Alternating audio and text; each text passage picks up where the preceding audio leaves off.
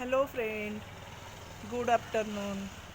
आत्ता बघा दुपारचे 2 वाजलेत आणि आत्ता आपण आहोत पुण्यामध्ये. पुण्याच्या लोधा बेलमेंडोमध्ये आम्ही आलेलो आहोत. इकडे मुंबई पुणे हायवेवरतीच हे देहू रोडला टॉवर आहेत लोधा बेलमेंडोचे. तर तिकडे आम्ही आता आलेलो आहोत आणि दुपारचे 2 वाजलेत. तरीही इकडे प्रचंड थंडी आहे आणि वातावरण बघाल तर असं धुकं धुकं पडल्यासारखं सगळं आहे.